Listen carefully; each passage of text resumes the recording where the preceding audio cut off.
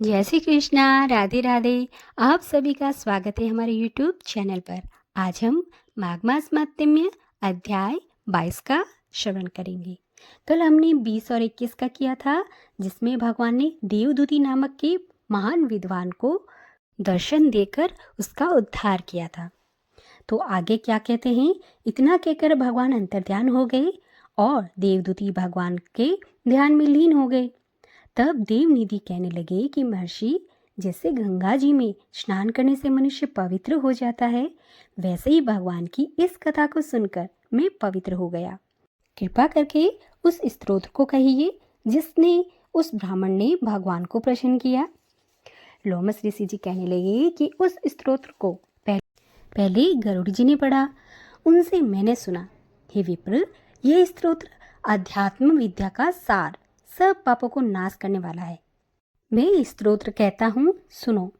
वासुदेव सर्वव्यापी चक्रधारी सज्जनों के प्रिय जगत के स्वामी भगवान श्री कृष्ण को नमस्कार है। जब स्तुति करने वाला जिसकी स्तुति की जाए तथा सभी जगत में विष्णु हैं, तो किसकी स्तुति की जाए? जिस भगवान के श्वास वेद है, फिर कौन सी स्तुति उनको प्रसन्न करने के लिए की जा सकती है? जिसके वेद नहीं जान सकते हैं ना, वाणी मन जान सकता है। उसकी स्तुति में अज्ञानी क्या कर सकता है? सारा चर अचर संसार जिसकी माया से चक्र की तरह घूम रहा है, इसी से तो प्रभु है। आप चक्रपाणी कहलाते हो। ब्रह्मा विष्णु आप ही हो। सारे संसार को उत्पन्न करने वाले ब्रह्मा को भी आपने ही उत्पन्न किया है। जब जीव शरीर को धारण करता है, तब उसको ज्ञान उत्पन्न होता है। तुम सब सुखों के दाता हो, इसमें कोई संदेह नहीं है। आपसे संपूर्ण सुखों को देने वाली बुद्धि उत्पन्न होती है। आप ही पांच कमेंद्रिय, पंच महाभूत तथा मन के विविध भाव हो। ब्रह्मा विष्णु रुद्र की कल्पना से आप संसार की कल्पना इसी प्रकार करते हो, जिसे पिता पुत्र की। कवियों में जो रूप शोभा देता है, उन निर्गुण भगवान विष्णु को मैं नमस्कार करता हूँ। जिसमें ज्ञान रखने से श्रोत्रियों में कहे हुए कर्मों को लोग करते हैं, उस पवित्र ब्रह्म को मैं नमस्कार करता हूँ। मैं उस शत रूप हरि को, जिसको योगी लोग सब प्राणियों के आत्म रूप में देखते हैं, उपासना करते हैं, जिसको अद्वैत कहते हुए गाते हैं और यज्ञ करते हैं, उस माधव भगवान को मैं नमस्कार करता हूँ। मनुष्यों को माया तथा मोह में पैदा हुआ विचित्र आभास, अहंकार तथा ममता को जानकर खो देते हैं, उन भगवान को मैं नमस्कार करता हूँ। संसार में मनुष्य को मोह रूपी वायु से सदा भभकने वाली ज्वाला आपके चरण कमल में छाया पहुँचाने से नहीं जलाती। जिसके स्मरण मात्र से ही मोह अज्ञान रोग दूर हो जाते हैं, उस अनंत रूप को मैं नमस्कार करता हूँ। जिसके मिल जाने पर किसी दूसरे की इच्छा नहीं रहती है, जिसको जानकर अद्वैतवादी आत्मा को सम्मान देखते हैं। यदि मनुष्य विष्णु शब्द का अर्थ और उसके विषय का ज्ञान एक ही होता है, तो इस सत्य से, हे माधव, इस संसार की माया में फंसकर तेरा ही ध्यान करने में रत रहता है।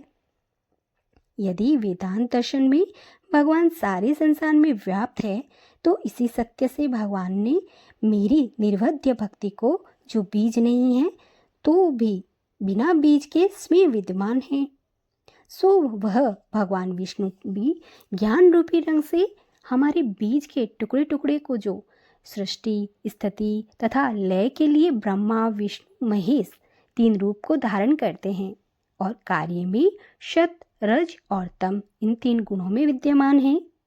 वह भगवान मुझ पर दया करे, जो देवताओं की प्रार्थना पर अवतार धारण करते हैं।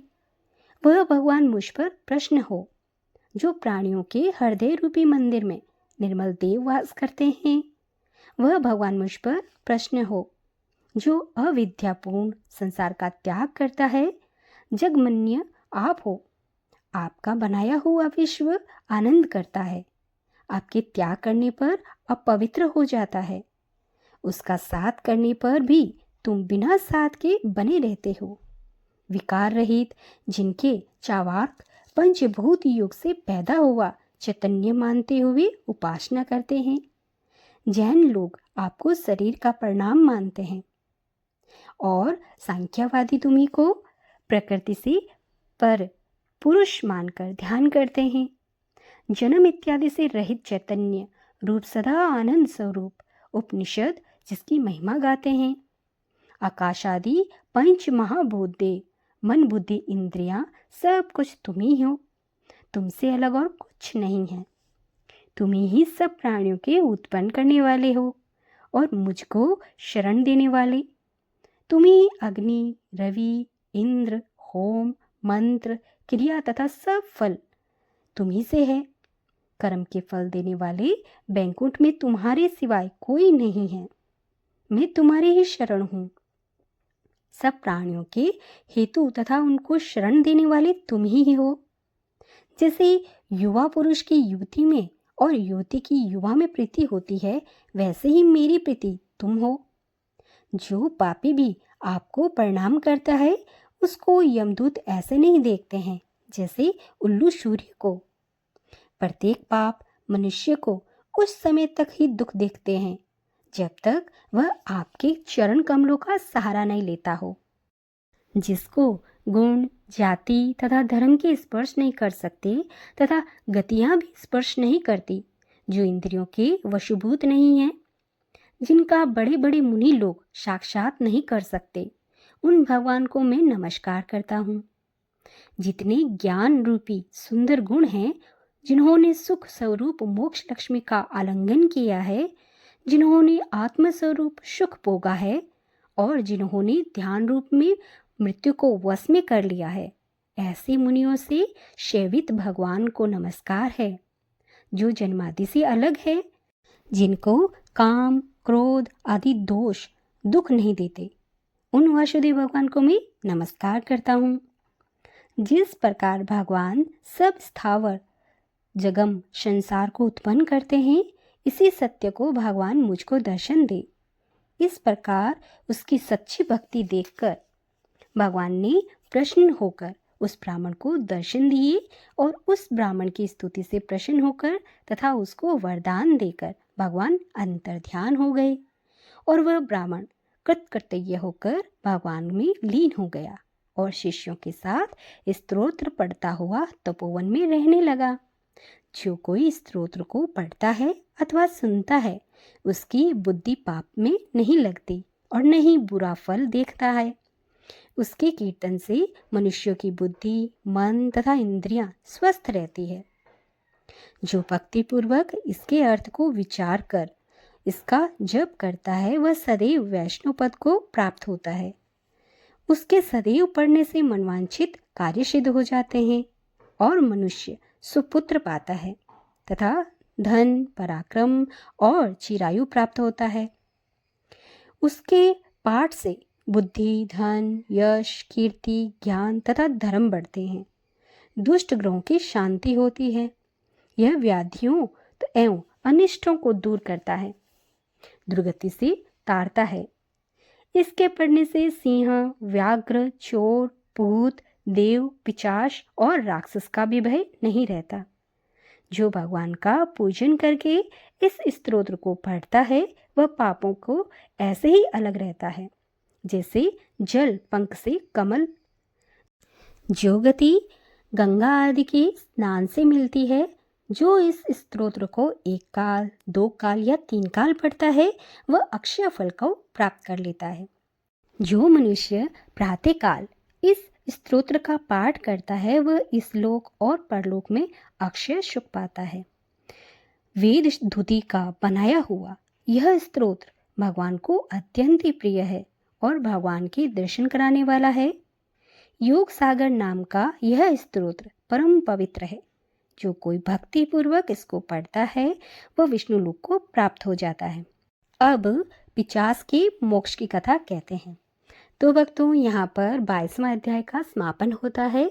कल हम श्रवण करेंगे 23वें अध्याय का और इसमें सुनेंगे कि पिशाच का मोक्ष किस प्रकार से मिला। हरे कृष्णा, राधे राधे।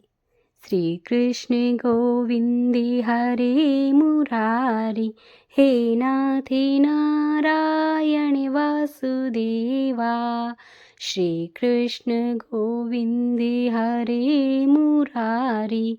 हे नाथे नारायण वासुदेवा। ओम नमो भगवते वासुदेवाय। ओम कृष्णाय वासुदेवाय देवकीनन्दनाय च नन्दगोपकुमाराय गोविन्दाय नमो नमः। ॐ कृष्णाय वासुदेवाय देवकीनन्दनाय च नन्दगोपकुमाराय गोविन्दाय नमो नमः। ॐ कृष्णाय वासुदेवाय देवकीनन्दनाय च नन्दगोपकुमाराय गोविन्दाय नमो नमः। हरे कृष्णा। राधे राधे।